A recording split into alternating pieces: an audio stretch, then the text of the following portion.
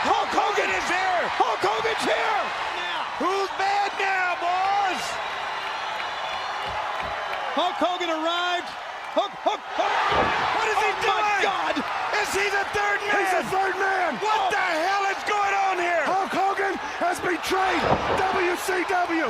He is the third man. Look at this picture. Oh, my God. What the hell is going on? Oh, my God. I've been saying all these years. What have I been saying all these years? Oh, my God. A career of a lifetime. It's right down the drain, kid. I hope you love it. Can you see just sold your soul to the devil. See those little Hulksters with the tears rolling down their face right now? We are not going to even acknowledge that 3 count. Now what happens to us? What happens now to WCW? There was no 3 count. What in the world are you thinking?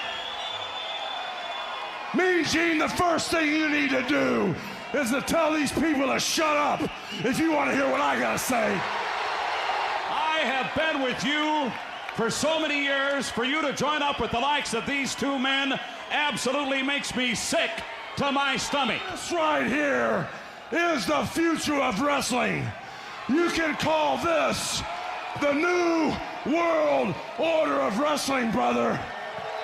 These 2 men right here came from a great big organization up north, and everybody was wondering who the third man was. Well, who knows more about that organization than me, brother? Well, let me tell you something. I made that organization a monster. I made people rich up there. I made the people that ran that organization rich up there, brother. And when it all came to pass, the name Hulk Hogan, the man Hulk Hogan, got bigger than the whole organization, brother. And not only are we gonna take over the whole wrestling business with Hulk Hogan and the new blood, the monsters with me, we will destroy everything in our path, Mean Gene.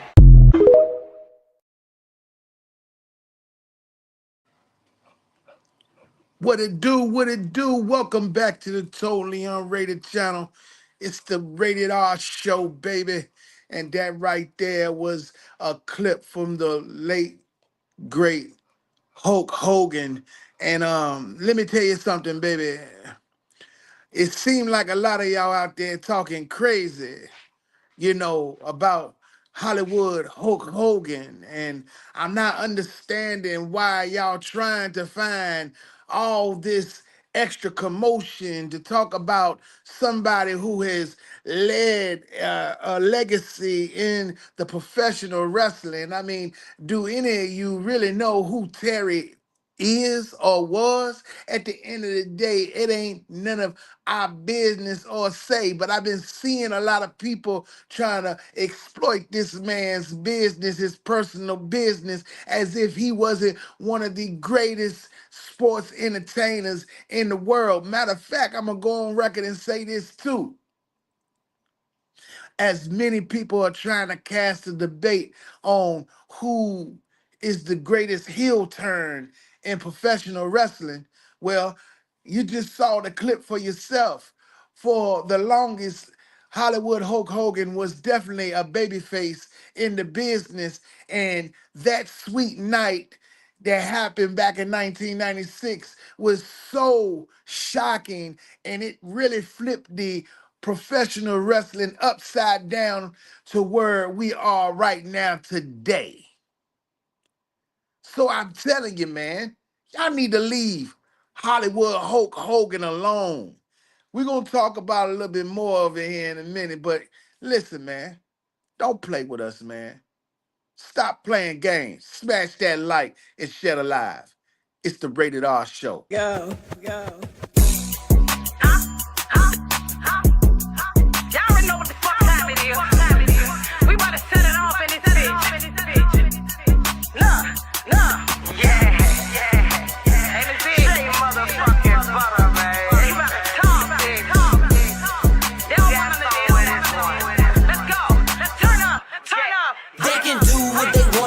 Just don't play with us. They can do what they wanna, but just don't play with us. They can do what they wanna, but just don't play with us. Just don't play with us. Just don't play with us. They can do what they wanna, but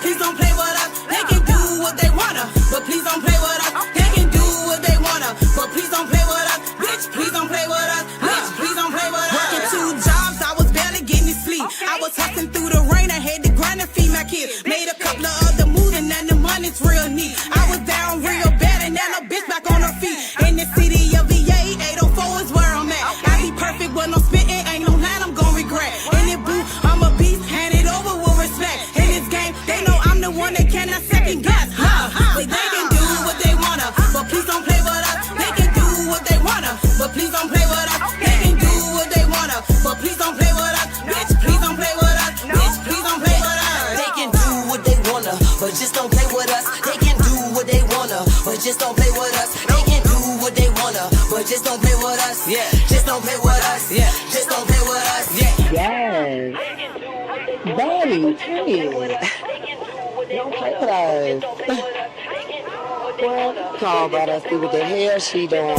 Big thighs, face cute, yeah, them niggas love that. But they know that I'm a going on my soul, that's a fact. Spare them feelings for too long, so from now on, ain't holding back. Where you at, talking that, man, them people know you cap. Shea Butter and Miss D, I've been waiting on this collab, and I ain't playing with you bitches. I told y'all it's my time, I stay up on my grind, and I stay up on their mind. I'ma move it like the they know that I'm a shine. They can do what they wanna, but just don't play with us. They can do what they wanna, but just don't play with us. They can do what they wanna, but just don't play with us.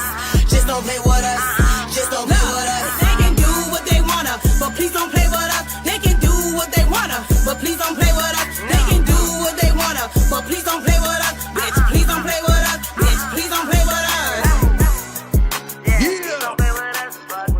Smash that like and share the live, baby. Let's go. My chick bad, my chick hood, my chick do stuff that your chick wish she could. My chick bad, my chick hood. This is culturally inappropriate. Ballerinas doing pirouettes inside of my snow globe. Shopping sprees in Soho, you had to see it. Strippers shaking ass and watching the dough blow. Ace trumpets and rose modes. Yellow diamonds look like PP. Bitches fly from DC on my private to Waikiki. 3P, niggas is my sons and that's on repeat. Sins of the father, so I call you little Michis. It's easy, how could you and me be? Ever seen his peers, can't compare, you just CC. Don't you know these clears in my ears, only VVs? Play musical chairs, Fred Astaire through these GTs. Too much wear and tear on your bitch, she couldn't please me. White glove service with the brick, I am Luigi. Sold ecstasy and disappeared, I am Houdini. Look at them, him and him, still waiting on Yeezy. I hope you got your squeegees. Had your interviews, I just kiki. Life's peachy, ASAP with Riri. You rappers all beneath me, but love like the Bee Gees. International flights connect me to the Wi-Fi. The only way you reach me, Ballerinas doing pirouettes inside of my snow globe. Shopping sprees in Soho, you had to see it. Strippers shaking ass and watching the dough blow. Ace trumpets and rose modes. Pene Alavaca, Panama fishing village, visiting with Papa, with choppers. All of you in pasta, simply just Ferrari window shoppers. The one that I just sorted looked like it was built by NASA. Over $500,000 we call for Kasha, reaching for Akasha. Never leaving home without my piece like I'm Mahatma. From the tribe of Judah, I'm Mufasa. Never turn the other cheek, you'll die at the Oscars. Persona non grata, mi casa su casa. Drugs killed my team spirit, welcome to Nirvana. You was Fuji Lala, how was Alibaba? Dressed in house of Gucci, made from selling Lady Gaga. Hakuna Matata, island wearing tie-dye. Umbrella in my rolls, match the one that's in this Mata. Listen, you are not I, cross T's, dot I's. I done disappeared and reappeared without a voila. Ballerinas doing pirouettes inside of my snow globe. Shopping sprees in Soho, you had to see it.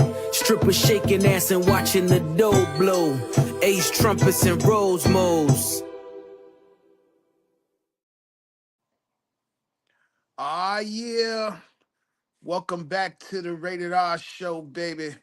You already know exactly what to do. Smash that like, share the live. We're going to jump into some things, man. Hey, did y'all hear about that congressman that got set on fire in Virginia, man? We're gonna talk about that, man. We're gonna talk about how the NFL preseason kicking off here tonight with the Hall of Fame game. And and I still want y'all to leave Hulk Hogan alone. And where's the network at? Oh, don't worry. We got a little time and space for y'all too here on the Rated R show. Smash that like and share the live, baby.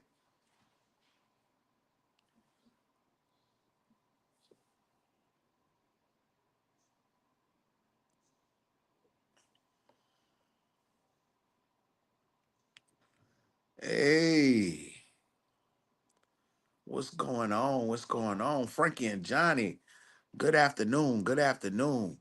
Welcome to all of yous here, man. So, let's get into some things right here, man.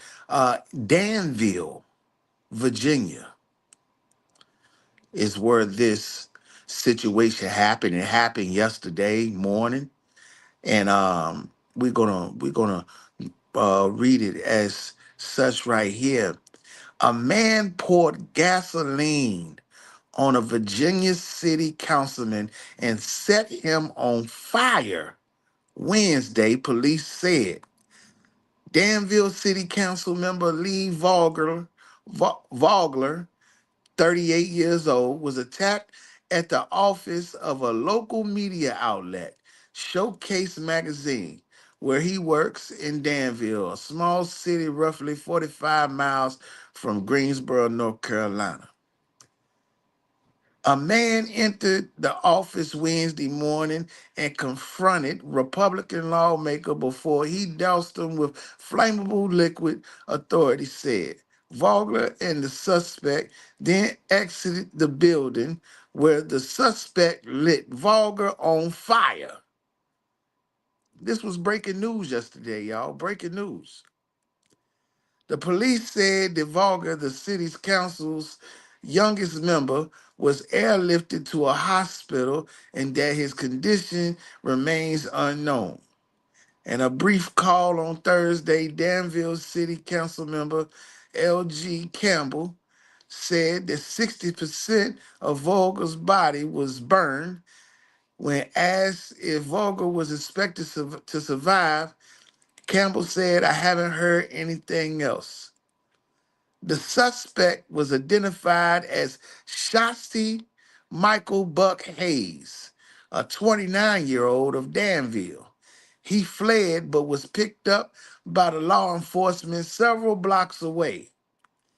Haynes has been charged with attempted first-degree murder and aggravated malicious wounding. He is being held in Danville City jail under no bond, police said. A court-appointed lawyer for Haynes declined to comment. Police said the attack stems from a personal matter not related to the victim's position on Danville City Council or any other political affiliation. Court records indicate that Haynes' wife filed for divorce just over 2 weeks before the alleged attack. Attacks on local and national politicians seem to have become more common in the United States in recent years. In 2020, 14 men were arrested in connection with the domestic terrorism plot to kidnap Michigan Governor Gretchen Whitmer and overthrow the state's government. Last year, Donald Trump survived 2 assassination attempts while he was campaigning for president. In April, Pennsylvania Governor Josh Shapiro's home was firebombed by a man who disagreed with his views on the war in Gaza. And last month, former Minnesota House Speaker Melissa Hortman and her husband was assassinated in what authorities describe as a politically motivated attack. Andrew Brooks, the publisher and owner of Showcase Magazine, addressed the attack Wednesday in a video the magazine posted on Facebook. He said Vogel was awake and en route to a burn center in Lynchburg. This type of senseless act of violence has to stop, he said in the video. You do not have the right as a human being to get upset with someone enough to lash out and attempt harm in any way, much less this way. In a brief phone call, Danville Vice Mayor James Buckner said, please keep our fellow council member in your thoughts and prayers. Haynes was arraigned in court this morning.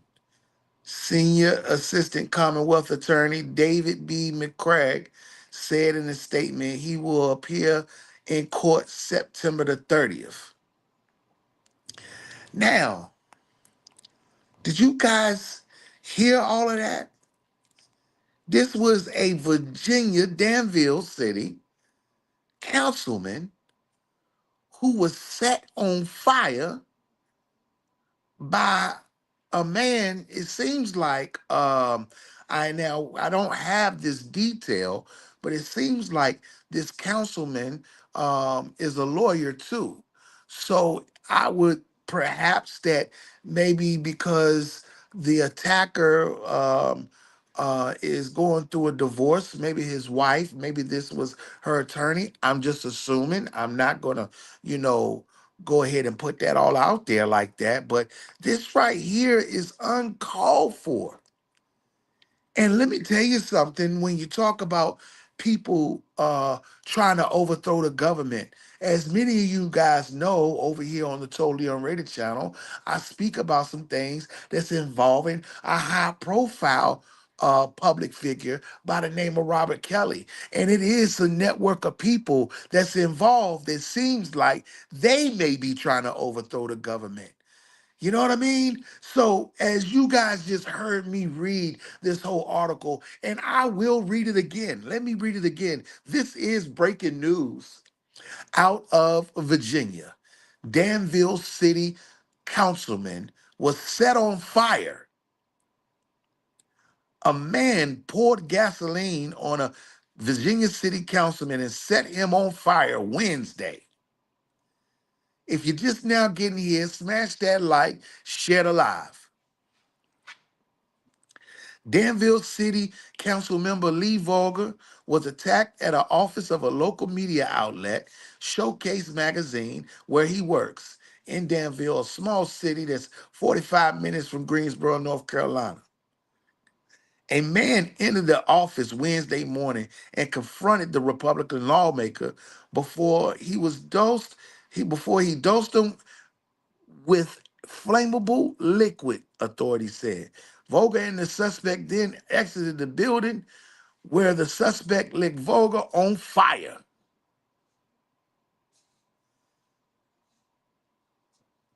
He was the youngest member on city council and he was airlifted to a hospital and that his conditions remain unknown. In a brief call on Thursday, Danville City Council member L.G. Campbell said that 60% of Vogel's body was burned. And when asked if Vogel was expected to survive, Campbell said, I haven't heard anything else. Police identified the suspect as Shotzi Michael Buck Hayes, 29 years old. This is a young man. He didn't just threw the rest of his life away. 29 years old of Danville. He fled, but he was picked up by law enforcement several blocks away. Haynes has been charged with attempted first-degree murder and aggravated malicious wounding. He is being held in Danville City Jail under no bond. A court-appointed attorney for Haynes declined to comment. Police say the attack stems from a personal matter not related to the victim's position on Danville City Council or any other political affiliation. So what they're saying is that this was a personal matter. We don't know what that personal matter is at this time. This is breaking news coming out of Virginia. But the court's records indicated that Hayes' wife filed for divorce just over 2 weeks before the alleged attack. So they're saying that this man who attacked this congressman, his wife filed for divorce a couple of weeks ago. So I would have to assume that the congressman is somewhere. I don't know. We're not gonna try to create no narratives. As the news begins to unfold, I will bring it to you. And I'm right here on Google reading this to you right here. This is from NBC News. Attacks on local and national politicians have become more common in the United States in recent years. In 2020, 14 men were arrested in connection with a domestic terrorism plot to kidnap Michigan Governor Gretchen Whitmer and overthrow the state's government. Now, let me just leave that right there for a moment. It's a couple of people within the network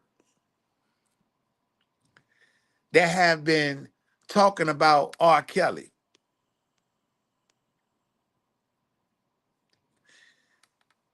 This guy right here, number one,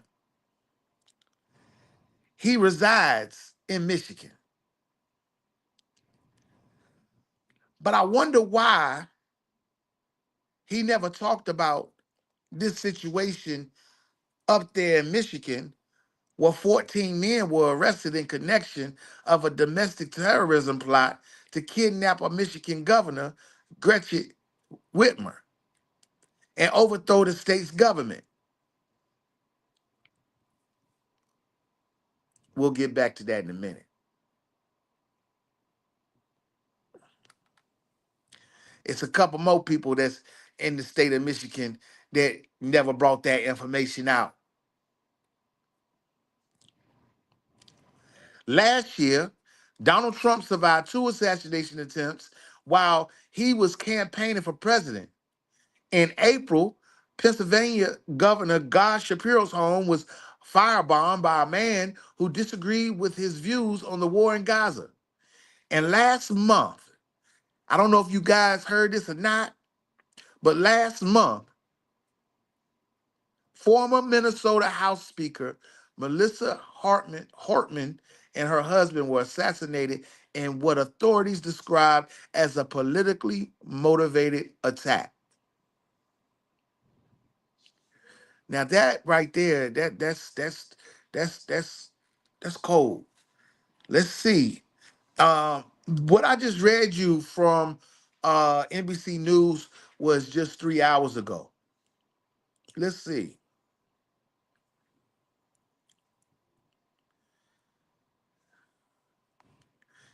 The man accused of setting Danville City Councilman Lee Vogel on fire appears before the judge. A man accused of intentionally setting a city councilman on fire appeared before a judge Thursday morning. Shotzi Hayes, 29 years old, is accused of attacking Danville City Councilman Lee Vogel after confronting him at work, according to the Danville Police Department. However, the motive behind the attack is still unclear. Hayes appeared in person and opted for a court-appointed lawyer. He's facing multiple charges, including attempted first-degree murder and aggravated malicious wounding. Court officials say Hayes did not have a prior criminal history in the city of Danville. Police arrested Hayes Wednesday after they say he forced. Hold on.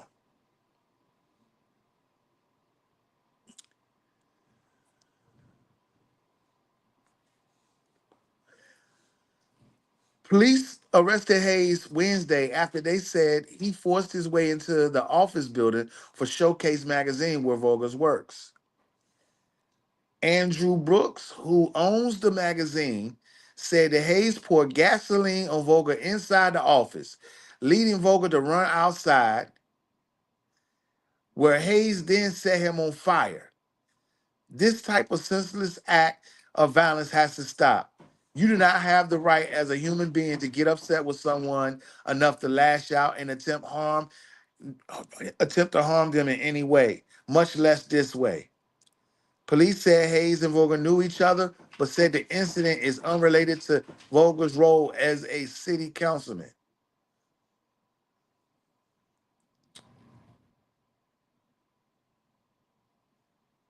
Vogel's father told the news that he's continuing to recover at this time. So what about that, man?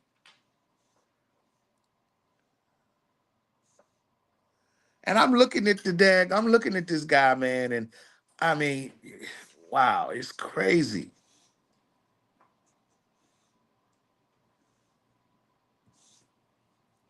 That's it right there. That's breaking news out of Virginia, man. A Virginia congressman was set on fire yesterday by a 29-year-old. And man, that's crazy. That is crazy right there. It's really crazy.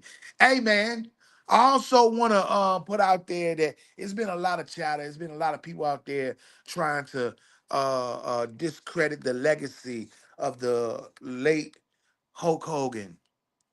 And I want to say publicly, man, leave that man's family alone.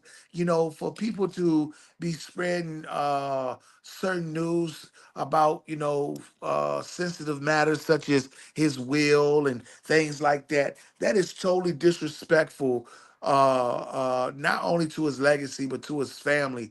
And I mean, it's been multiple media outlets just going on and on and on and on. And I want to tell you right now, for the record, Hulk Hogan was one of the ones who had the best heel turn in the history of professional wrestling. Um, no one expected the heel turn that he made back in 1996 when the NWO formed. And a lot of people can act like they're not into wrestling and all that. Hulk Hogan has been a household name ever since, but probably before I was born. I was born in 81. So I know that when you think about the WWE,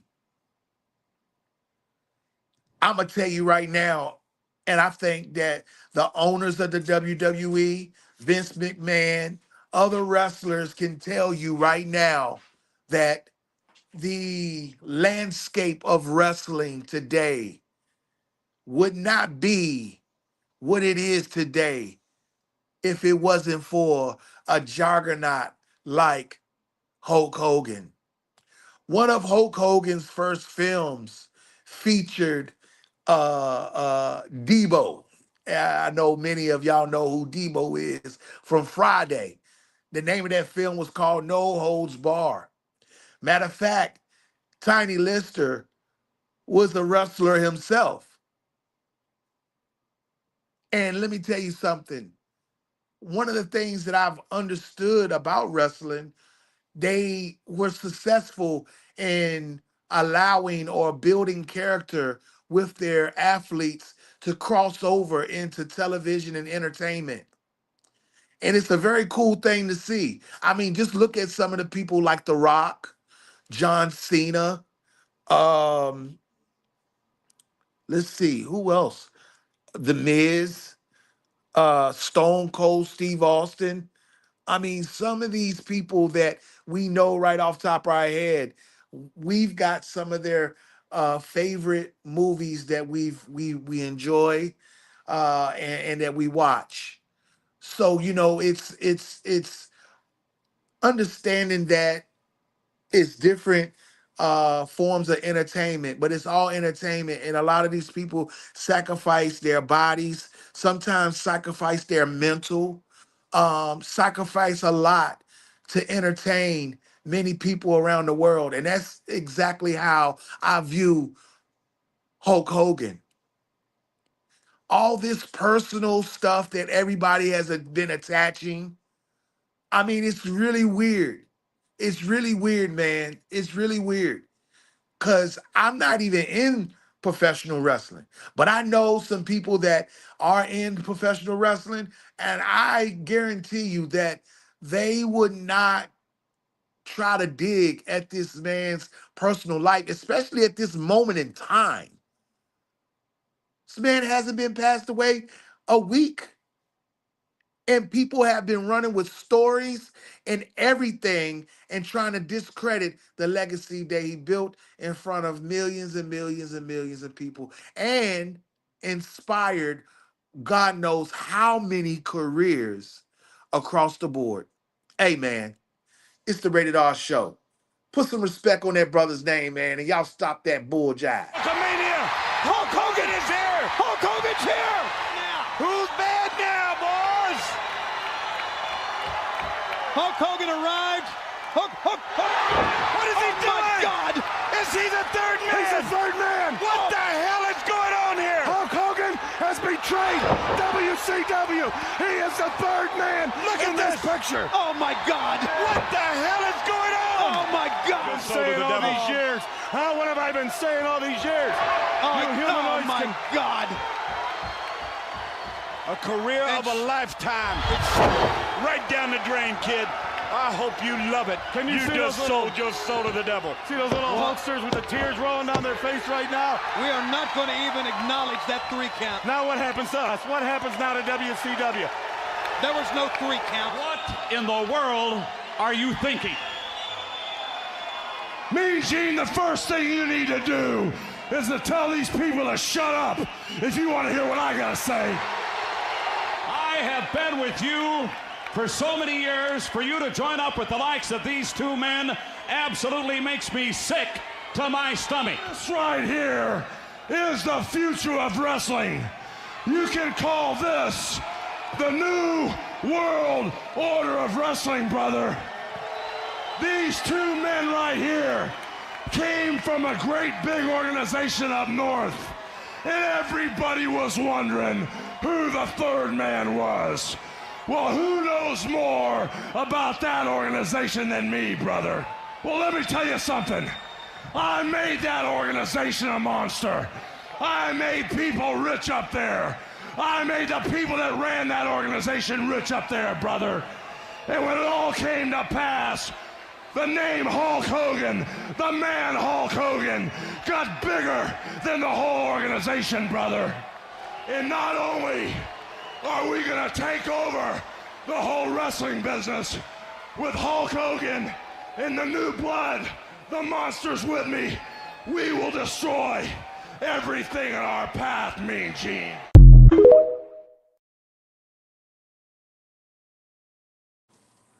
Hulk Hogan, a legend, a WWE Hall of Famer.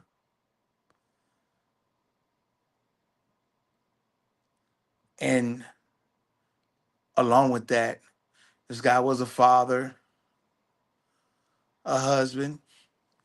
He was a part of almost every aspect of entertainment, reality TV, movies, shows. And with doing those things, it is sacrifice. And, respect to the ones who put their all into their, listen to them. That's Big Nip, y'all.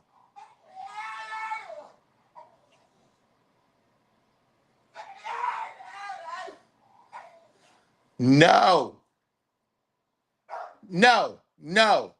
Right now is my time. I am live right now. Respect what I'm doing, man. Respect what I'm doing. Okay? That I showed them you was watching TV earlier today. No, they don't know. I'm trying to talk to the people right now. Y'all hold on for a minute. We talking about the one and only Hulk Hogan. Inside of him that Sting has to be beaten by him and nobody else. Hogan gets the first big shot in and Sting gets knocked down to one knee. Oh, hero! That word, hero, the word. Hogan realizes as much as it's Hollywood, Hulk Hogan, and Sting. This is, boom, what it's all. what it's all about. I even giving sound effects. I'm so excited. He rolls out of the way 3 times. Back up to his feet is Sting. Sting. Big drop kick. How about that? Patented Sting drop kick. It sure was. Throws him to the floor. A lot of spring in those legs. Into the ropes. Hogan runs right through Sting on that one. The top, he hit the rope. Sting. Leapfrog. That time. Look at that drop kick. So high up. Cut him again. Sends him out. Sting. He used his head. Down goes Hogan. From a shoulder block. Now Sting again. This time ducks a lariat, but couldn't duck that one. The man. The WCW franchise player who gets up for a vertical suplex. No effect on that vertical suplex takeover by Hogan. Oh, yes, sir. Where? Take that, NWO. Yeah, where? Right here. Right and left combinations. And Sting sends a loud message to... Can he do it? I guarantee you. On the outside, Sting to the table. There you see the bell and the world title belt. He's got that back step. That's what they do. Here it comes. Oh! At the mercy of one of the best. Many people feel the best ever, and that is an argument that has a lot of validity. Hogan rears back. That has ruled our sport for 18 months. Yeah, but that's a win. It's a win situation for both these guys here. About the history before. Behind that world. Big leg drop. 1, 2, 3. That'll never happen again. It's not going to happen again. Nick Patrick. That was a 3 count. No, sir, that was 3. What do you think? I'll take. Certainly doesn't seem to agree. No, he doesn't. He's got Hogan. Well, Bret Hart is here tonight as the referee. Is that right? You got it. He's signaling for a restart. Ring the bell. The bell is ringing. Into the corner. That didn't miss. Members of the NWO have arrived. Buff Bagwell. Sting nails him. Down goes Norton. Again. Stinger splash out to the top. Can he put it on him? Can he put it on him, guys? Here it comes. Scorpion deathlock. Pointing at Bret Hart. Trying to get him over. Can he get him turned? There it is. Set down on him. Check it on Hogan. Bret Hart down. Hart's right in Hogan's face. The winner. Sting is the world heavyweight.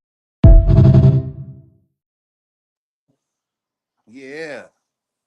So, you know, all this chatter about Hulk Hogan trying to diminish or stain his legacy, it's no different from the things that I be talking about as it pertains to, somebody like Robert Kelly.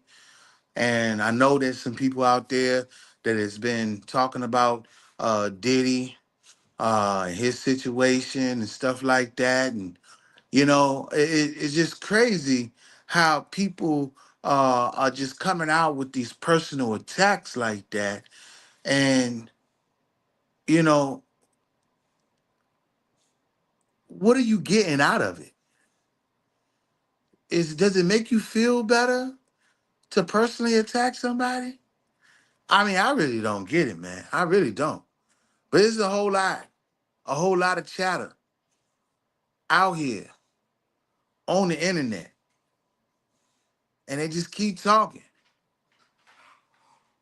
I mean, are they trying to do some of the things that was mentioned that I was reading in the article as it pertained to overthrowing the government? I mean, it's a reason why these people continue to come out here and misinform the public and trying to discredit a person's legacy or a person's life. And they don't even talk about their own life. Hey, man, smash that like and share it live. It's the Rated R Show. Got it. You know what I'm talking about? These people been out here on the internet running their mouth, acting like they don't know who been watching them. Hey, smash that like and share it live. Welcome to the Rated R Show. Hustle man, nigga. Hustle man, nigga. Hustle man, nigga. Hustle man.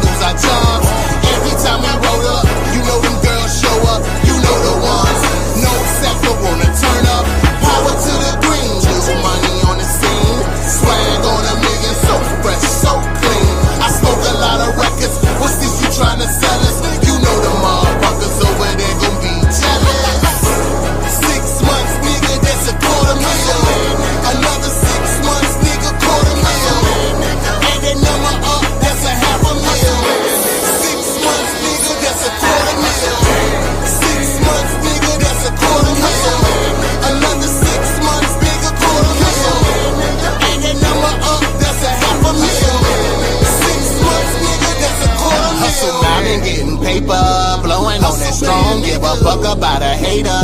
Nigga, I'm grown, hit the club, blueberry hill, then I'm home.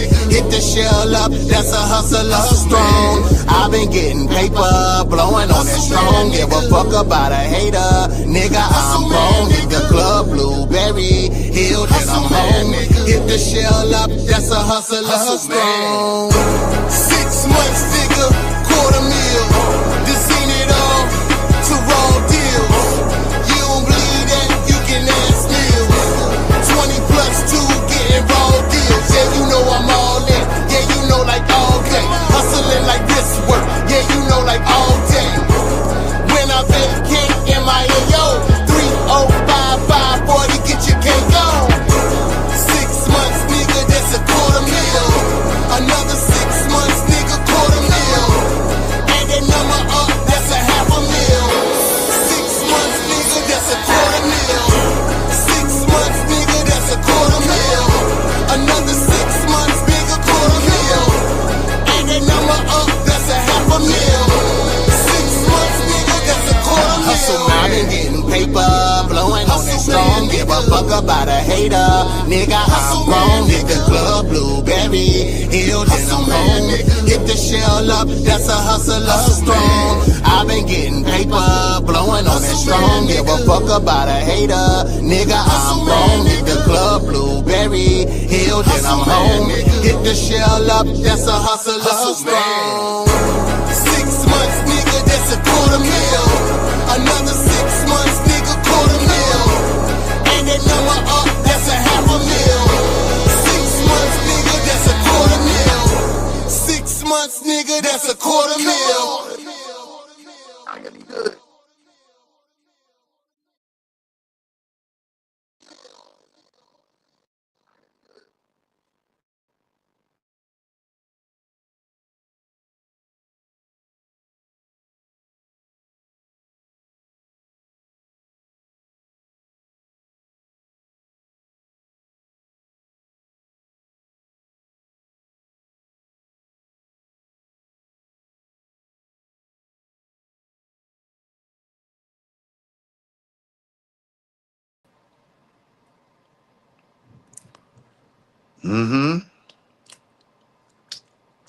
So,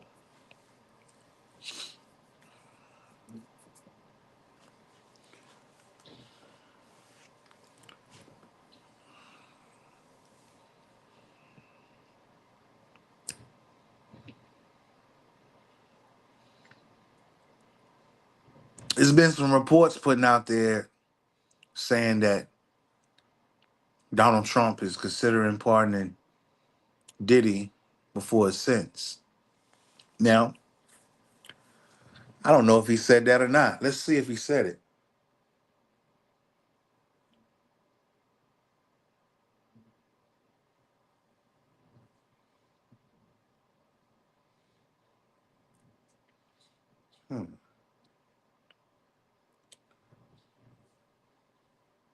Let's type it.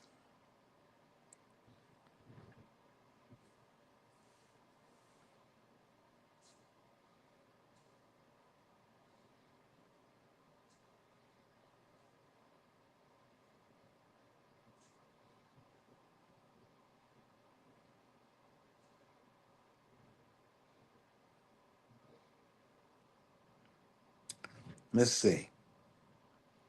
Let's see if he said it.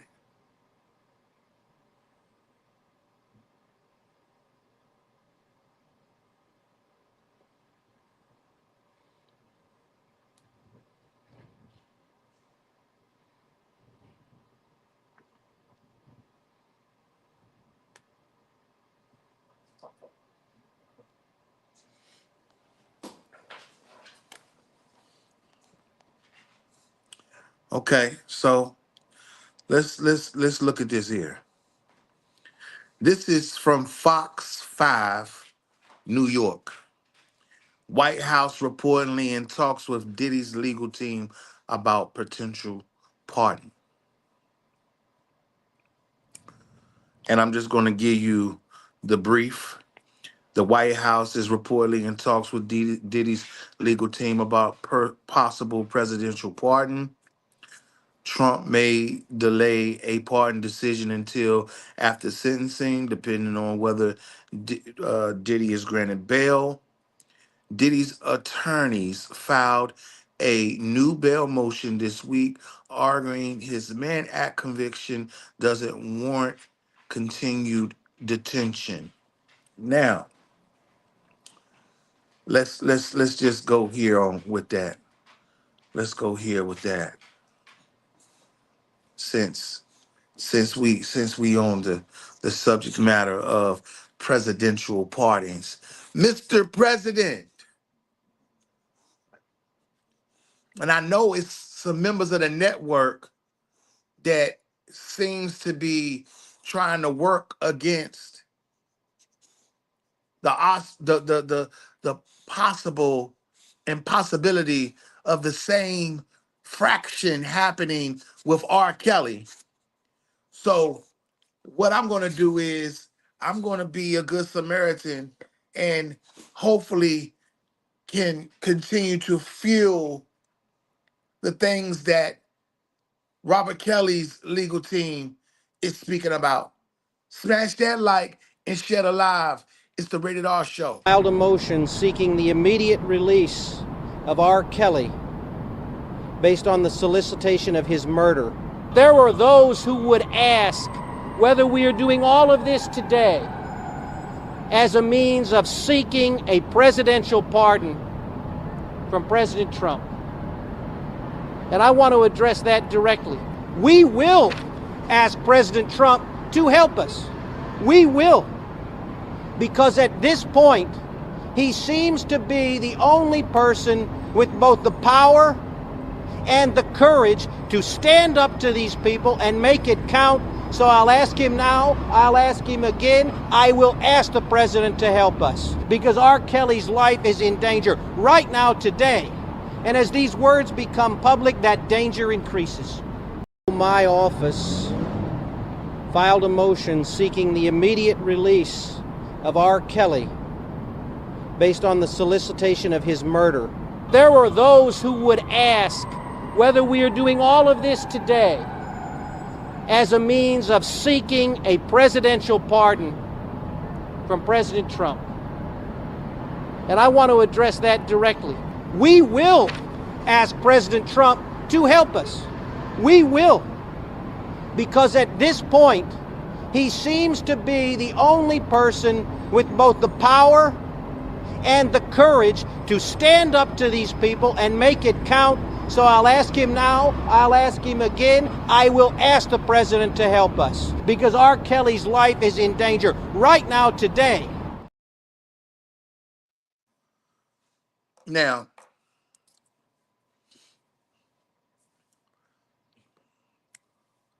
when I think about TMZ, I think about the National Enquirer, different outlets like that. I can't help but to notice that TMZ is always in the loop of what's supposed to be official news. But does TMZ always get it right?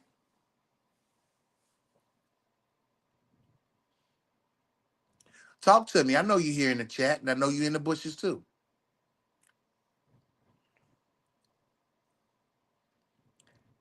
It seems like TMZ has a formula of knowing how to stir the pot on gossip and rumors and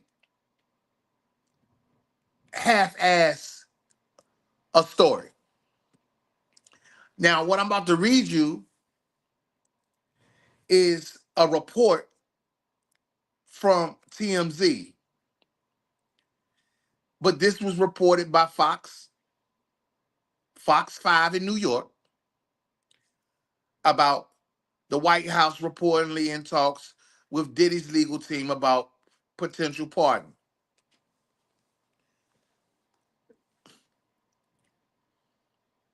I already read you the brief. Let's go on into the report from TMZ. The White House is reportedly in contact with Sean Diddy Combs' legal team to discuss a possibility of a presidential pardon, according to a new report from TMZ. Diddy was acquitted on 3 major charges and convicted on 2 counts of violating the Mann Act, which prohibits the interstate transportation of prostitutes. Sources tell TMZ that President Donald Trump is more than open to pardoning the embattled music mogul. However, any decision may hinge on how the judge rules on Diddy's most recent bail petition.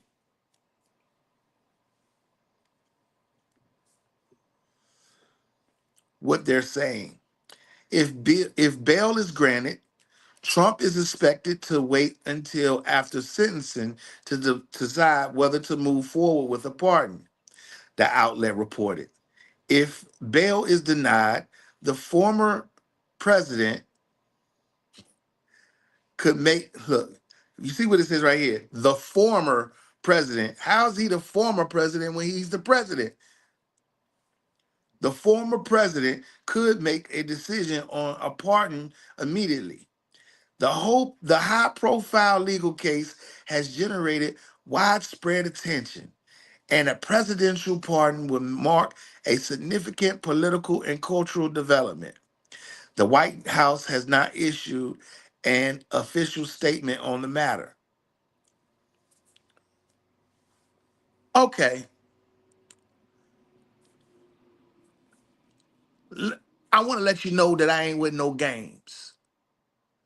I ain't playing no games.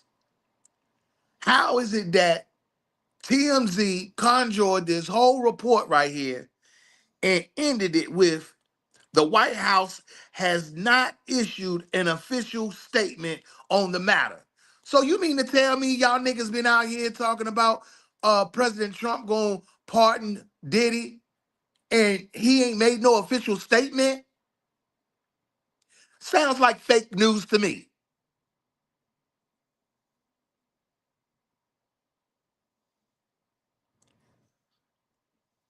I'm gonna continue reading. Will Diddy be released? Diddy's legal team filed another motion for bail this week, submitting a revised bail package to what the hell? Judge Sumerian. Judge Summerine.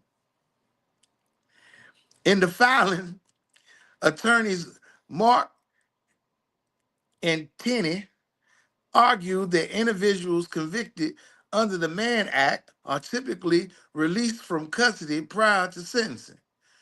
Is that right? Because R. Kelly definitely didn't get released. He didn't get no damn bail either, no bond either.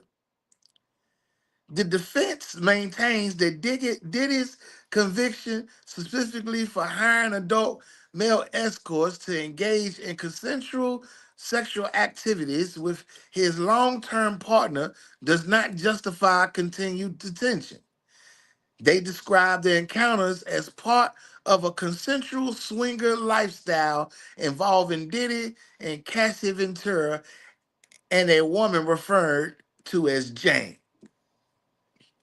His attorneys emphasized that no minors were involved, there was no coercion or trafficking, and Diddy poses no flight risk or danger to the public. Again, they say all that shit, and they ain't got they haven't even spoke to nobody from the White House. Let me go back to the statement. The White House has not issued an official statement on the matter. So they've been pumping the networks that has been networking with each other. Yes, I'm talking to all of you niggas. So y'all been running the narrative that President Trump is going to pardon Diddy, but y'all haven't even gotten an official statement from the White House?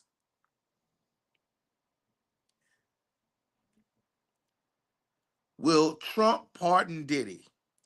In May, during a White House of, see, this is what I'm talking about right here. I'm breaking this shit down to you to show you that these niggas has been running games, schemes, and scandals. Didn't I not tell you that this is the biggest entertainment scandal of all time? They trying to pull it together with this right here. And this is my first time. I'm analyzing this as we go along. This is my first time clicking on this and reading it to you. In May, during a White House event celebrating Elon Musk, President Donald Trump was asked if he would consider pardoning Sean Diddy Combs amid the hip hop mogul's ongoing sex trafficking case. Trump said no one has formally requested a pardon, but acknowledged that people are thinking about it. So you mean to tell me that y'all gonna pull from a blurred statement that was made back in May as your subject topic to make it seem like he said that he would? And let me go back to the statement. The White House has not issued an official statement on the matter.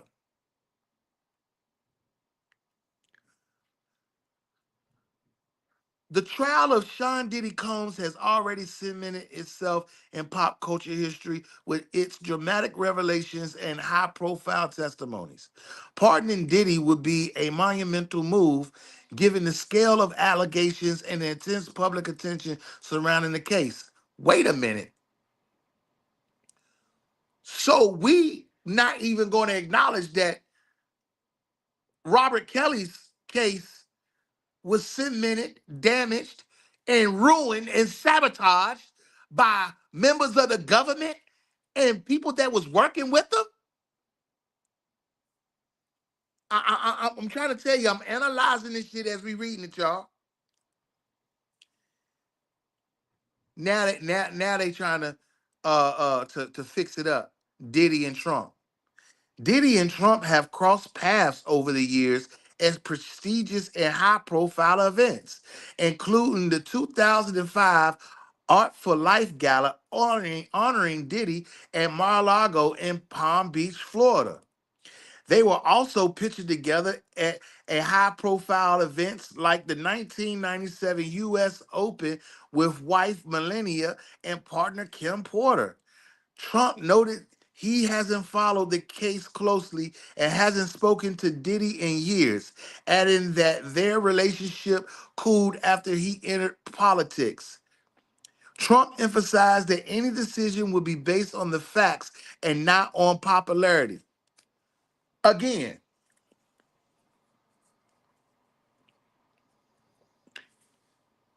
so y'all done fixed up a narrative saying that President Trump is considering pardoning Sean Diddy Combs. And let me go back up here to this statement. The White House has not issued an official statement on the matter. Let me say that again. The White House has not issued an official statement on the matter. So basically, y'all are shoving fake news down the people's throats every day, on the hour, every hour, and you think nobody can call you out for it?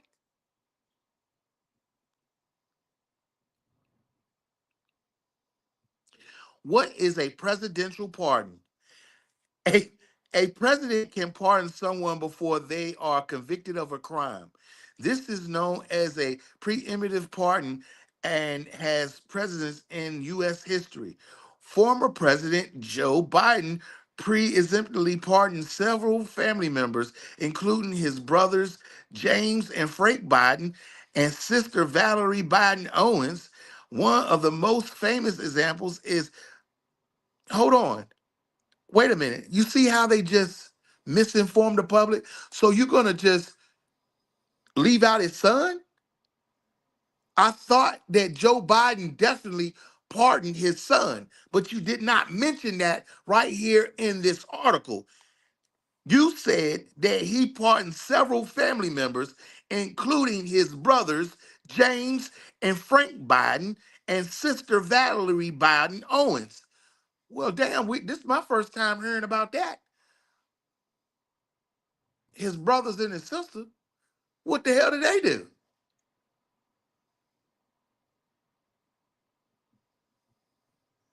But you didn't mention his son, who's been out here on certain podcasts doing things and talking about smoking cocaine, talking about how cocaine is healthier than any other drug. What kind of shit is that?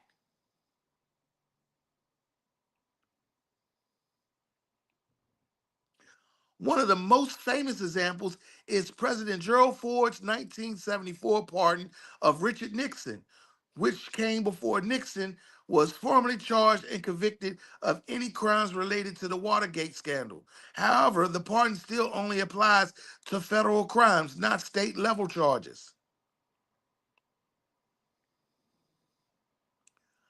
Again, I want to go up here and let you know that the source for this information was from TMZ. And they also said the White House has not issued an official statement on the matter. So if they haven't given an official statement on the matter, why are y'all pushing the fake news and spreading the fake news, sharing it, or obviously the other network members are I guess connected to the point where they're supposed to share the news too. I mean, sounds like a scandal is scheme to me.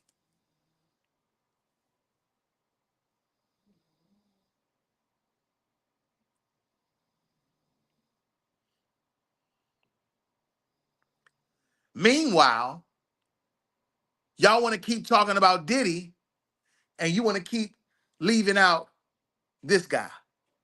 Not even a week ago, a lawyer for R. Kelly told me live on this program that someone is trying to kill his client in prison.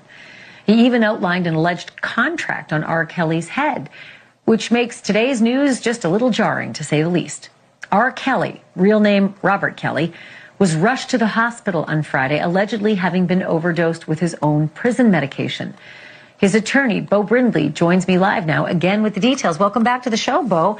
So, wow, you said it, and then within days, something odd happened. What was it actually that happened on Friday to your client, R. Kelly? Well, it was Thursday evening when he was administered his anxiety and sleeping medication in solitary confinement. So he got the medication on Thursday as usual. He has to have it administered because this is prison and he's in solitary.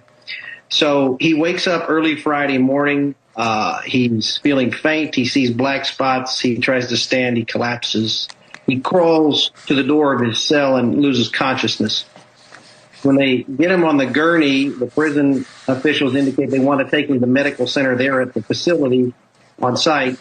But that facility was not able to treat him, and they took him off-site to Duke University Hospital, where he was diagnosed with an overdose, having received basically 2 times the necessary dosage and the appropriate dosage of his medication. And then while there, Mr. Kelly outlined his concerns about blood clots in his legs. A scan was done by the hospital, and they found blood clots in both legs and in his lungs, and wanted to do a procedure to address that and keep him in the hospital for 7 days. He was given a treatment plan. Within an hour, officers came in who had custody of Mr. Kelly. And as we are told, they came in with not just handguns at their sides, with actual AR-15 style rifles, removed him from the hospital without the procedure, without the surgical intervention that they said he needed. And they returned him to solitary confinement, where he sits today with blood clots in his lungs. Given what happened last week and all the skepticism that it was met with, even here on this show, I noted your skepticism, I understand. But the prison officials themselves now seem to be removing any doubt that I have that this is real and it's happening in real time. And the skepticism, of course, is because the allegation is that it's the Bureau of Prisons, the federal government, trying to kill your client, which I think a lot of people would meet with healthy skepticism. But I guess my next question would be, given this pattern of facts that you just laid out, do you have doctors and medical professionals at Duke that would be willing to testify that they wanted to treat R. Kelly and that the Bureau of Prisons refused that and took him out at gunpoint? Sources at Duke University Hospital has confirmed for us that Mr. Kelly was there, that Mr. Kelly was forcibly removed, that Mr. Kelly was treated for an overdose, and that there was treatment needed for blood clots. We do have that information. What we are trying to obtain is the medical records that support it. We need the necessary waivers signed by Mr. Kelly, which is not easy as he sits in solitary confinement. But I'm going to see him tomorrow. I'm going to get the executed waivers. I'm going to have those medical records in my hands as soon as possible. But I do have confirmation that what Mr. Kelly's reporting did happen, as extraordinary as it is. And we are fighting very hard to get him back in the hospital and save his life. Well, one last question. It sounds like you're planning to file a motion to vacate his conviction, quote, based on newly discovered evidence this week. Is this the issue that we're talking about as newly discovered evidence this week that you're going to hang the filing on? No, this is a threat to R. Kelly's life that we see happening right now at the hands of Bureau of Prisons officials. What we believe they are trying to prevent is the exposure of the criminal conduct by U.S. attorneys and Bureau of Prisons officers in the investigation of his federal cases in New York and Chicago. And that is what we intend to expose in our filing this week regarding newly discovered evidence that we believe will vacate Robert Kelly's conviction. Well, let's make a date to continue the conversation. Obviously, the story's not over. I really appreciate this. Thank you, Mr. Brindley. Thank you. I look forward to coming back. It's far from over, and we continue our fight. Thank you.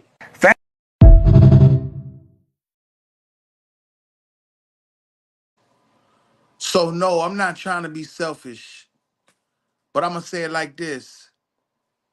While all of you in the network are running with these narratives and these stories and chasing tails, I'm not saying I'm not down for a pardon for Diddy, but if you're gonna put Diddy's name in the mix of a pardon, you better go ahead and add R. Kelly too, because R. Kelly's situation was definitely before Diddy's. And one thing I can definitely say right here, both situations different, especially when it come down to the targeting and smear campaign of it all.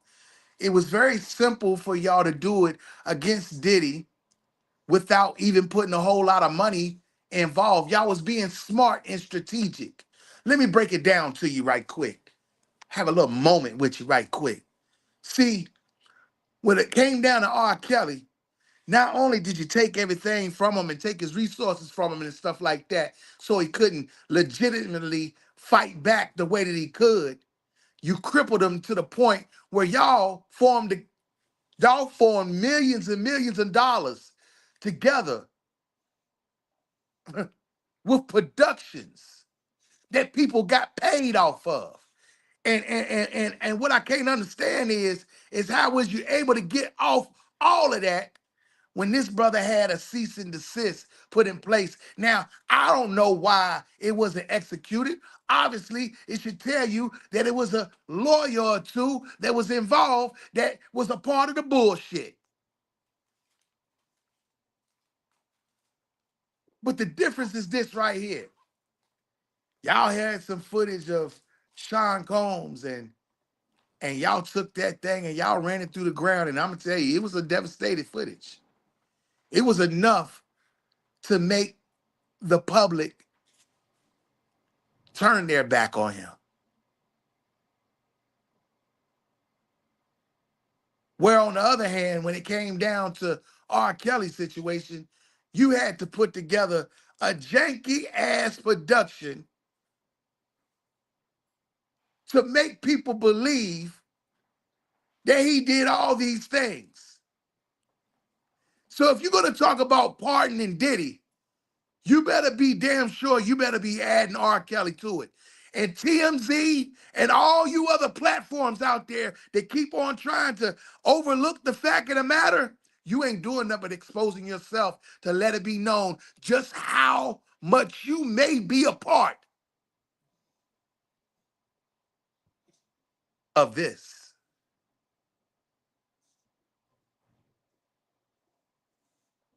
Smash that like and shed alive. You niggas is janky. You ain't got no money? Shit.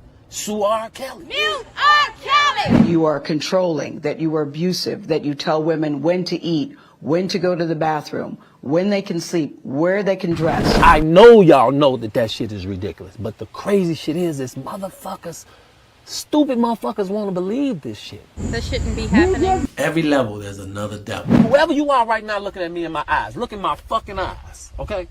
I don't give a fuck about this fame shit. I'm a real motherfucker. My main goal is to unconfuse the world about R. Kelly. Why is nobody understanding that Dream Hampton was being financed?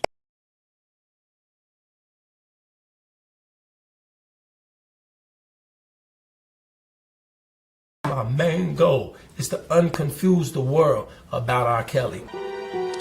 This time around, you guys are hearing exclusively from me that the receipts are checking out. But if all the receipts are checking out, that I'm going to put out, R. Kelly may be innocent. She called Tamara after I told her. I said, listen, the truth gonna come out, goddammit. You keep on fucking with my daughter, the truth is gonna come out. You need to fucking leave her alone. Oh, wait a minute. Wait, hold on. Back up. So Tamara knows already? Yeah. She know the truth? Hell yeah. I told her. So then I don't understand how they know all of the truth about these people, but they still allowing them to be a part of it. Well, you know why? They spent over $3, $4, $5 million, and it's too late to edit that shit and take them out. And don't shine on the track, nigga. Hot shit. Oh. Hot shit. Coming through. Young nigga chillin' on the avenue. High speed chase on Melrose. You didn't have to spend millions of dollars in productions to do what you did to R. Kelly because you were targeting a man who already had money. All you had to do was run a disturbing clip on national television and y'all ran it to death. And then you assembled gatherings and you got them out here on the platforms. And of course, who's making that money? It's on every platform. I mean, Tubi, most people around the world who has access to internet and Wi-Fi, they could watch Tubi for free. So everything that had to do with Sean Diddy Combs, they was able to keep up with it free on Tubi. Now, how much were you guys getting from these platforms that you were uploading your narratives on? I mean, I don't even know. It's hard to tell. But I tell you what, if you're gonna talk about pardoning anyone, R. Kelly's name should be at the top of the list. And let me tell you something. Most of you guys are trying to overlook this situation dealing with Tory Lanez too. Tory Lanez has a court date coming up August the 18th. And you know, August the 18th for Tory Lanez, it just, I want to put this out there. August the 18th was the start of R. Kelly's New York trial.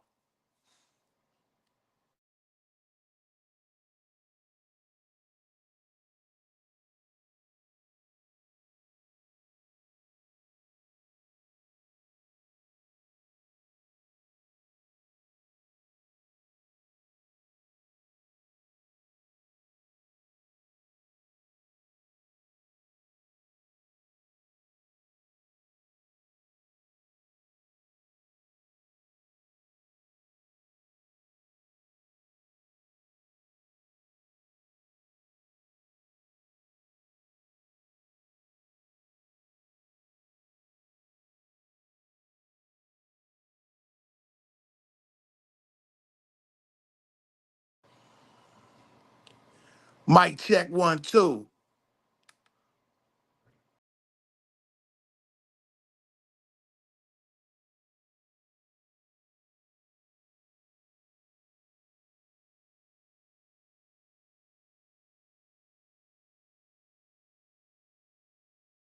Man, I'm sorry, man.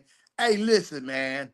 I'm trying to tell you, man. I got a call. Let me take this call and y'all smash the like, share the live. It's free R. Kelly. I stand with R. Kelly, and it ain't nothing you could do about it. This call is from a federal prison. This call is from Robert Kelly. This call will be recorded and subject to monitoring at any time.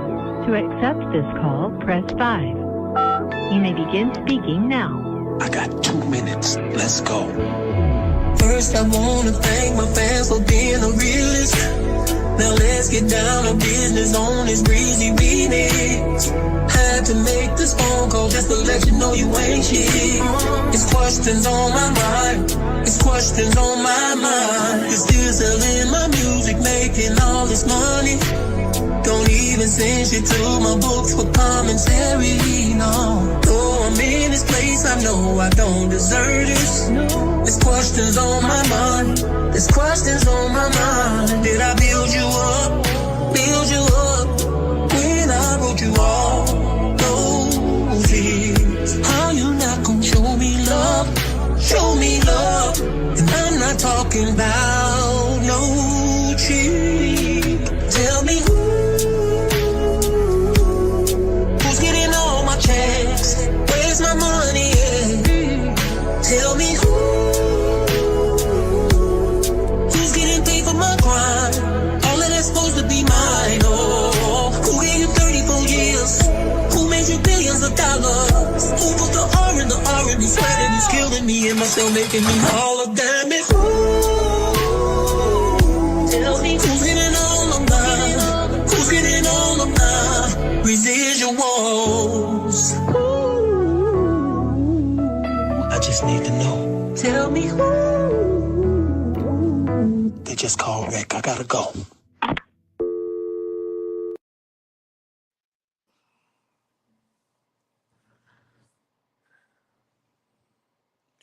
Somebody getting that paper. And I'm trying to tell you, as you guys was listening to me, if you're just now tuning in, good afternoon, everybody. I see you, Alexa. I see you, Samir. You guys know I was speaking about the congressman out of Virginia who was set on fire yesterday. Said it burnt over 60%, or right at 60% of his body. Really don't know. He's recovering right now. Young congressman, 38 years old. And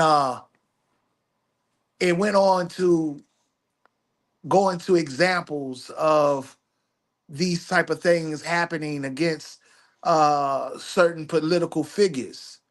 And it was talking about the situation that happened up in Michigan involving their governor back in 2020, where there was a terrorism plot to kidnap her and her husband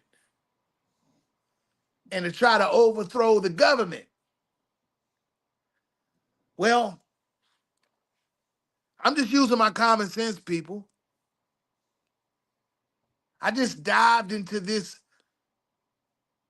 article right here that was published by Fox 5 out of New York, where it says White House reportedly in talks with Diddy's legal team about potential pardon.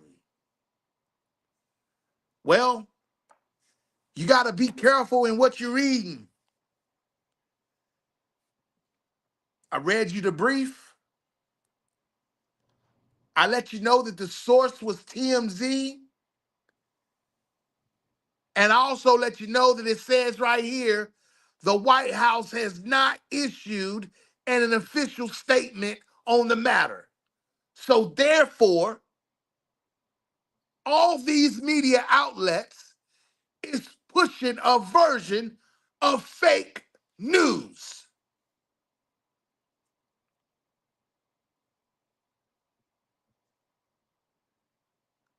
Because if the White House has not made an official statement of the matter, why is the title of your article, White House reportedly in talks with Diddy's legal team about potential pardon, if you haven't gotten an official statement from the White House?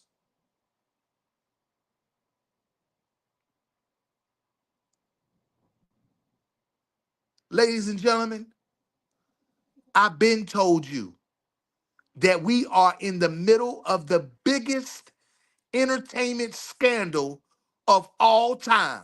You can believe me or not. But for all of y'all out there that keep spinning the block and acting like a dog, chasing your tails, trust me, it seems to be a rise of people that can call out and that can stand up against this propaganda that you're taunting and tainting the public with day in and day out. And at the end of the day, for some of my people, and I'm talking about the African Americans, and the thing about it is, as long as your color of your skin got some tan and it's dark, don't try to break down what you are. Oh, I'm not an African American. I'm a Moor. I'm a this. I'm a that. I'm talking to all of you. You ought to be ashamed of yourself to be partaking in this type of foolishness. And the reason why I am speaking the way I'm speaking is because in real time, we have seen people really try to sabotage the life and legacy of a Hall of Fame professional sports and entertainer athlete and Terry Hulk Hogan Bollea. I mean, the things that has been put out here about what's going on personally with his life, down to his will, I mean, it is really downright pathetic. And all of you should be ashamed of yourself. Because at the end of the day, you're not doing it. You're not putting your business out there like that. And I know that it's a business when it comes down to putting out information and stuff like that. So don't get me wrong. I get it. But the way that y'all doing it and being toxic about it and thinking that nobody can call you out about it, well, that's just diabolical. Because we're here now.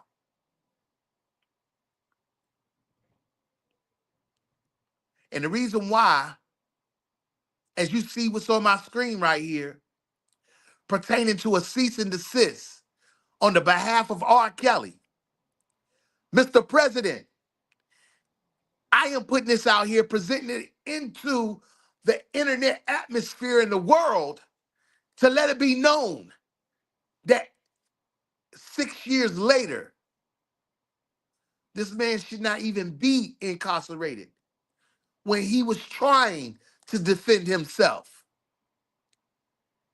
They hijacked, they attacked, and they done absolutely the most. And the crazy thing is, the most diabolical thing is, y'all listen to all them people over there at Lifetime running them stories. but ain't nobody called 911. I find it very, very, very disturbing to know that R. Kelly, the R&B superstar, legend, dubbed as the king of R&B, was targeted from the get-go. And he had no problem calling the police on the things that y'all done to him. That's why it is important for me to point out these factors about what y'all did to him versus the stories and rumors and lies and gossips that y'all put out there about what he did to y'all. Because to this day, you ain't nothing but a bunch of fucking dogs chasing your tails. Smash that like and share alive. This Police what are looking happened to for an KO. associate of R&B singer R. Kelly, Robert Kelly. They say the man broke into Kelly's homes and stole everything inside. Channel 2's Mike Pachenik is live at the Johns Creek Police Department, and Mike, one neighbor says he saw some suspicious behavior there. Yeah, Jovina, police say that associate was supposed to turn himself into detectives yesterday, but he didn't, so now he's on the run. Investigators say he stole R. Kelly's stuff and sold it off. I'm at my house right now in Atlanta, where they basically clean out my whole house. My living room. Tables, chairs, vases, even this diamond-encrusted hoodie, just some of what Johns Creek police say was stolen from R&B star R. Kelly's two homes. Just everything that they could get into the truck during that week, they took. Captain Chris Byers says a maid hired to clean this mansion reported the ransacking. Most of the furnishings, televisions, belongings, all were missing from the residence. This neighbor told us he saw men removing items from the house. He asked us to conceal his identity. We thought the house was empty and thought that maybe the people we saw were just coming over there working on the house from time to time. Neighbor Mark Gibson says just last week a truck showed up, and so did police with guns drawn. So it's very surprising. Byers says the men told police Kelly associate Alfonso Walker hired them to clear the homes and sell off the stuff room by room. That's one of the indications that he did make was he felt like he was owed some money and this was his way of getting it back. And police say that Walker's facing a number of charges, including burglary and theft by deception. They say there are a number of other victims out there who bought this stuff. They've already recovered a little bit of it, but they ask anybody who made those purchases to come forward and return that stuff.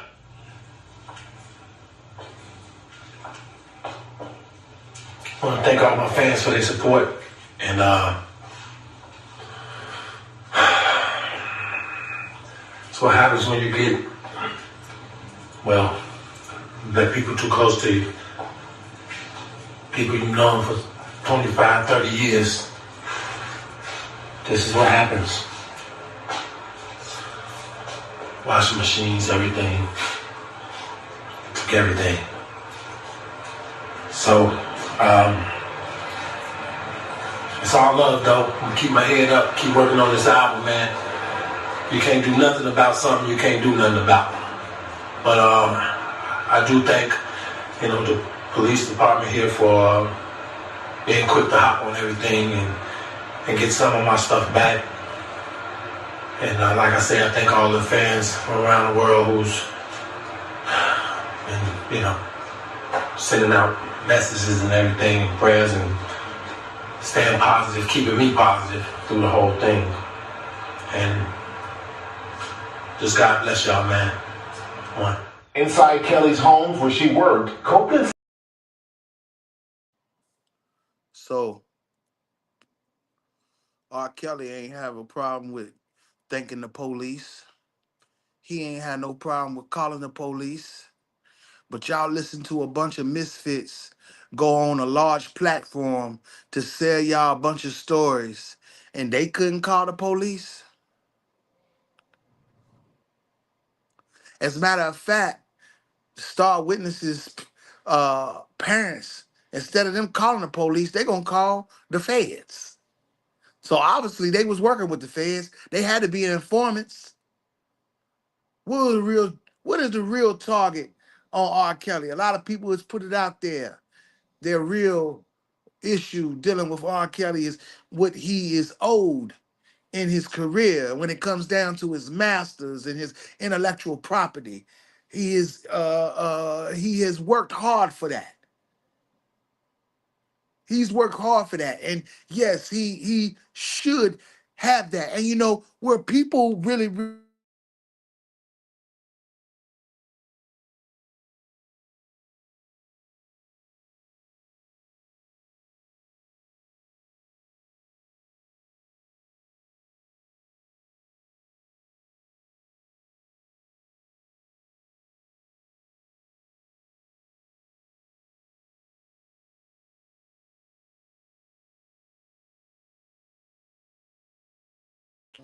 mic check.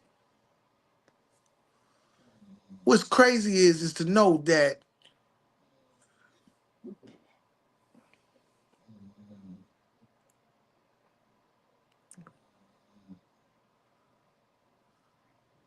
you have people like Michael Jackson who spoke out about certain things.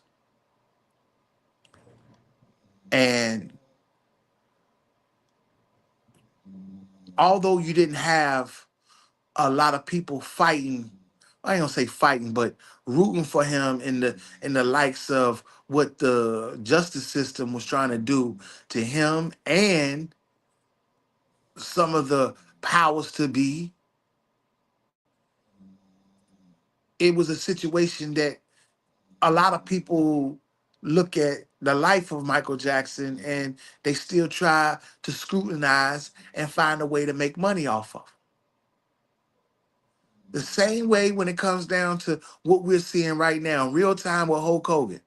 I have seen comments on certain posts where people are expecting, anticipating a Hulk Hogan documentary to come out to where it can shed the light on his darkness in his life. Like, come on, man. Come on. Come on, man. Like it's weird how people's minds are geared to the natures of tearing somebody down. It's very toxifying.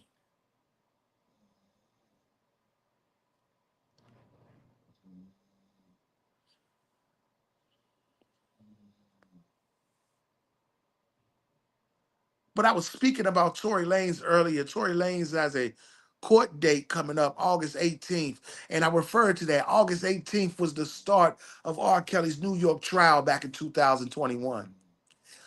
Also, it was the same day that it was an unsealing of an affidavit of R. Kelly's information being compromised, leaked. How did that get by the attorneys? I can't tell you. It's very instrumental for me to say that they were a part of the problem.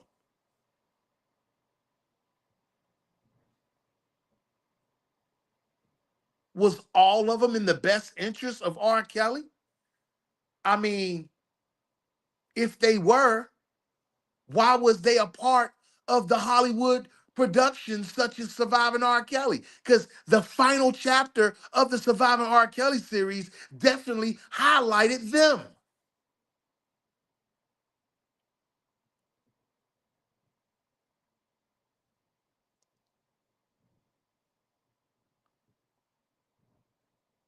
It shouldn't have been no Surviving R. Kelly, not no 1, 2, or 3, especially when I put this on my screen earlier. And here we go. It shouldn't have been. A whole production team walked away from the series because it was being compromised. But guess what? They can't speak about it because why? they signed some documents saying that they can't ever speak about it.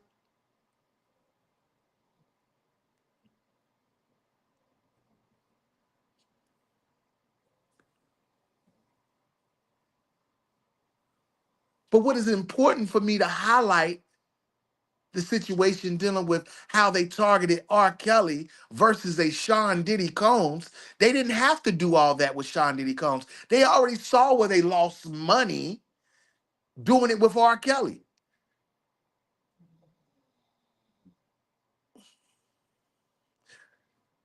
That's the reason why you cannot see the whole Gayle King interview unless you pay for it. And I wonder where that money goes to. Does it go to CBS or does it go to Gayle King?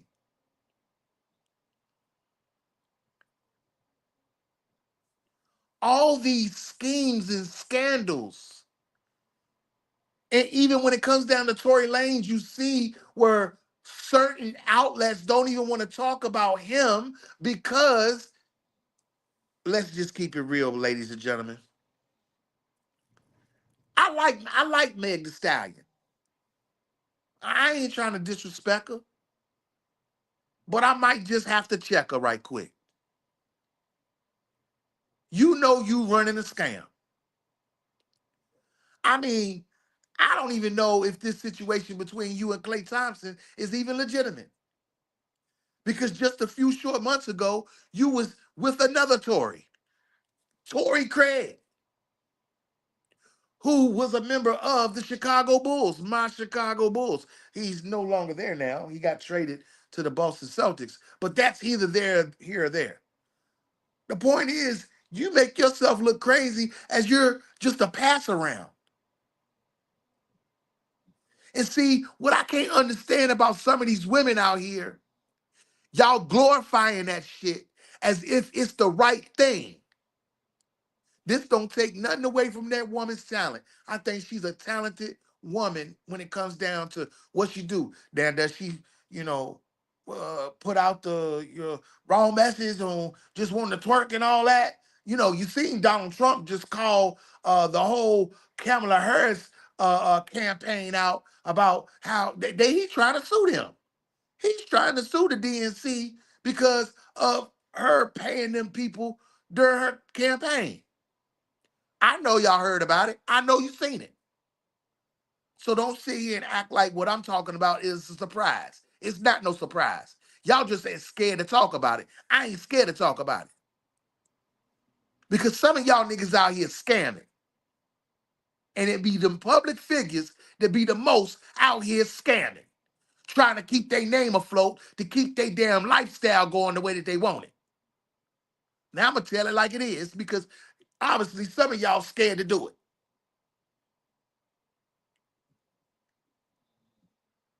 Meg Thee Stallion is on her third NBA player within 6 months. And I already know what it is. It's to maintain and shape up that image a little bit. At the end of the day, if this lady went out there on national television and told a lie, just like government witness number 5 in R. Kelly's case on the national television platform with the same journalists, and it's already been exposed that you did lie. Now, y'all want to talk about President Trump pardoning people, then you're going to have to, again, add some people's names to the list. R. Kelly, Tory Lanez, Larry Hoover. Larry Hoover just got a pardon, but he still got another process to go. So throw his name in there. Hell, you might as well throw C. Murder's name in there. Throw Mystical's name in there. Throw Cash Out's name in there. Because some of y'all is running game.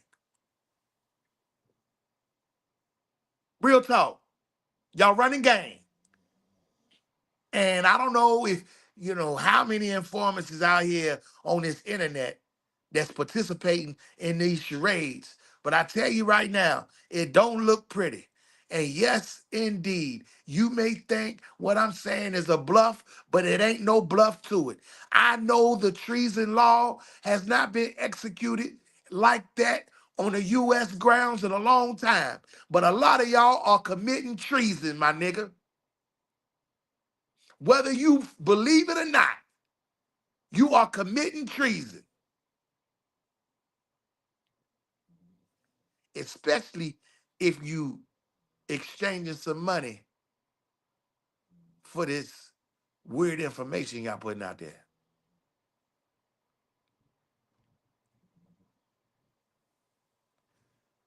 Step into my world. Because, see, those are the things that I was taught.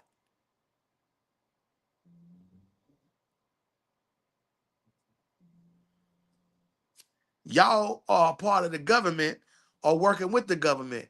So you would be considered committing treason.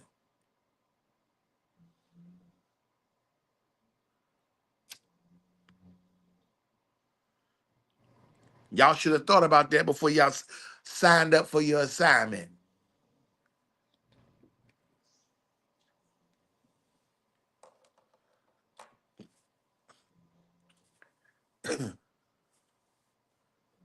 And now some of y'all out here talking so damn goofy, like you gonna outsmart the government, and they got y'all nigga by the motherfucking neck. That's why y'all out here talking weird and being disrespectful. You think can't nobody see through your mess. Yeah, okay.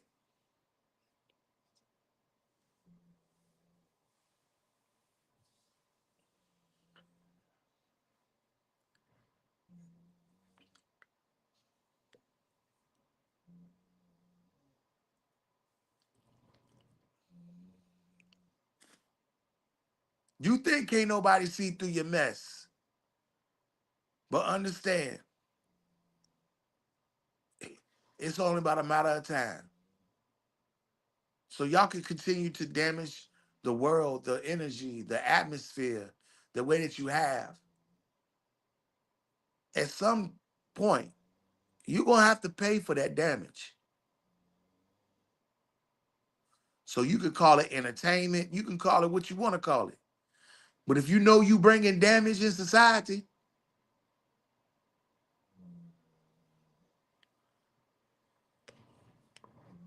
that's on you.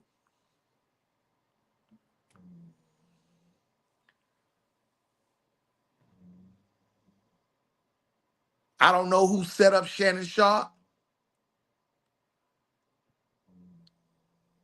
but sometimes people get beside themselves and really think they can do what they want to do and not be able to secure what they got going on. I knew shit was gonna go downhill when that little supposed to have been accident IG live happened. I knew it then. I said, oh yeah.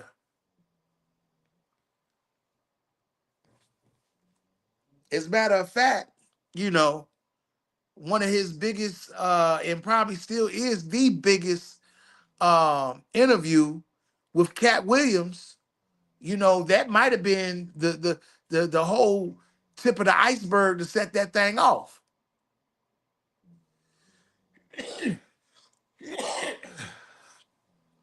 You know, because the thing about it is when you got people out here who try to act like they execute perfection, well, I just got to remind you, nobody is perfect. Nobody. You know, and I'm not saying that, you know, that's what Shannon Sharp done, that he executes. I mean, as far as a football player, of course, in any sport, you're going to try to execute perfection.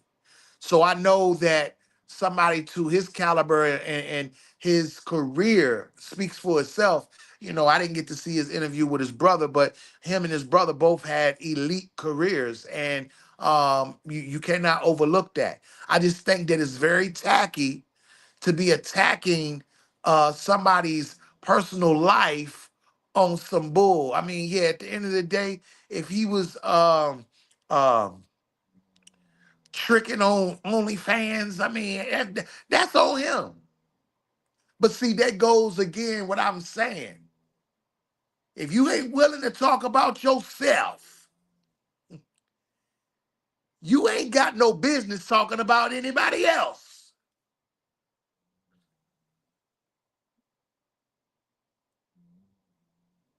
Because some of y'all niggas is trapped in the closet. By the way, that is the 20th anniversary. Trapped in the closet. Hey, look, I'm going to be coming back on here later on this evening, man. I'm going to be hooking up with the homeboy DJ Unique, Lost Boys, DJ Unique, man.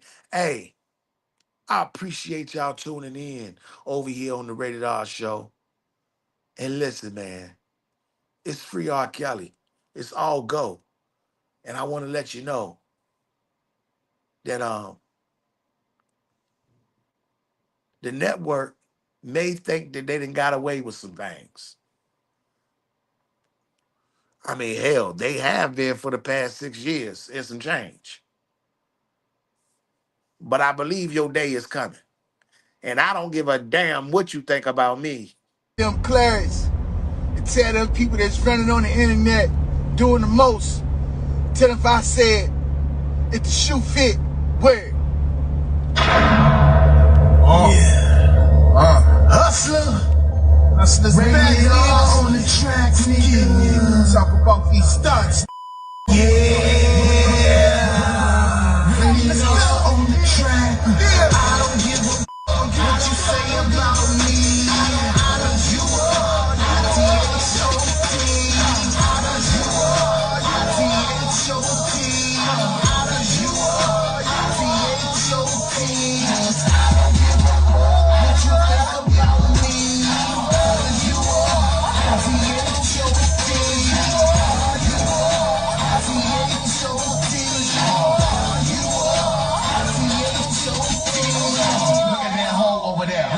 Damn, she looking scared. Oh, damn. Heels on, nails long, weave all in her hair. Damn. Just left the church house, trip she needs some prayer. Oh, God. In the clubhouse, twerking everywhere. Damn. You got me, hopeless, tricking on both knees. I've been popping bottles, you sipping on them 40s, them OEs, them Nickies. And the night got Hickey, some name Monica, Nikki, or Christine. I don't give a fuck what you say about me. I know you are T-H-O-T. I know you are T-H-O-T.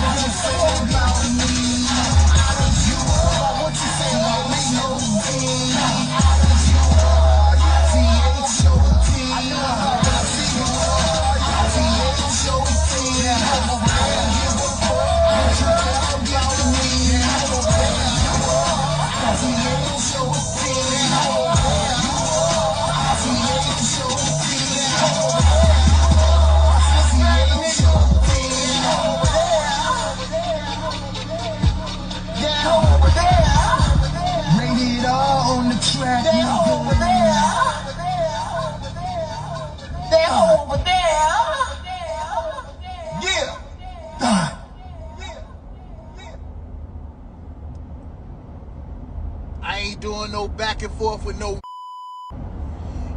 just running back and forth on.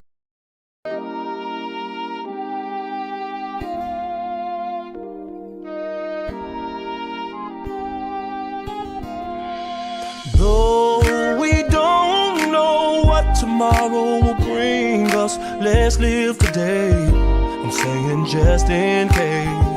Although we don't know what tomorrow will bring us, let's live today. I'm saying just in case.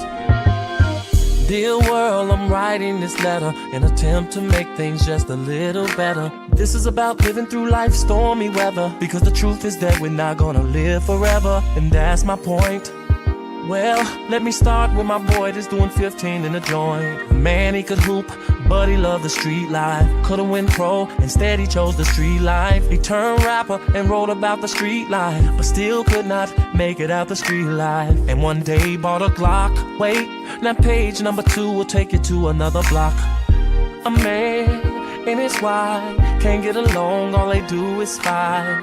Both too stubborn to apologize, and sometimes it gets so bad they hope each other die. And one day she couldn't take it no more, so she decided to run out of the door. She jumped in the car and swerved off in a rage, and baby I'm sorry was all over his face. Oh, we don't know what tomorrow will bring us, let's live today. I'm saying just in case.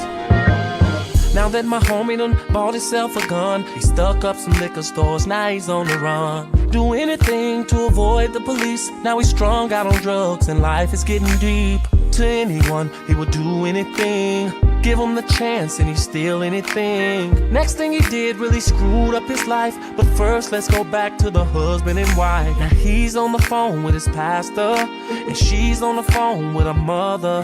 He tells his pastor, the woman is driving me crazy, then swore up and down she's not the same lady. She says, Mama, the man has been treating me so bad ever since we found out that I couldn't have babies. Then Mama says to her, girl, hold on. Pastor says to him, be strong. No, we don't know what tomorrow will bring us, so let's live today. I'm saying just in case.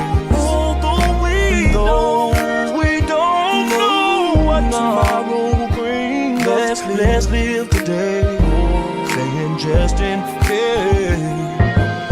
Now there's a warrant out for my boy's arrest, cause he done went and stabbed someone in the chest. Man, them drugs has got him breaking all of the rules now. His face is posted up and all over the news now. Meanwhile, on the other side of town, the husband and wife are starting to break down. She says to Mama, maybe I ought to call him, and Mama said, now that's the spirit. He says to Pastor, maybe I should call and say I love her. He say, I'm sure she love to hear it. Then she gets a call on the other line. It's the doctor saying your test results came back fine. Congrats, girl, you're pregnant. Then she cries, finally a miracle sent from heaven. Now meanwhile, the other side of town, all hell done broke loose and it's going down. Cops chasing Reginald all over town. He's running every red light and driving real wild. Now meanwhile, and this ain't fiction, here is where I need y'all to pay close attention.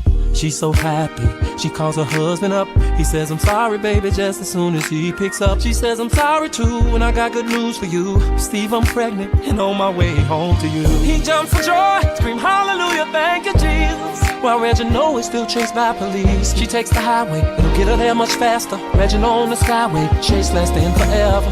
With the helicopters right over his head, with the searchlights on him, oh man, now he starts panicking, Rachel's driving, so excited she's not realizing that just a block away, a man is on the run, while the husband's at home praying for a son. And the policeman is screaming, pull the car over. Rachel calls her husband and says, I'm getting closer. He says, honey, I'm fixing up something special in the kitchen. And at the same time, Reginald makes a stupid decision. He turns down a one-way street. Then Rachel notices this car coming and yells out, Steve, out of control, a senseless mission. Next thing you know, a head-on collision. Though we don't know what tomorrow will bring us, let's live today. I'm saying just in case.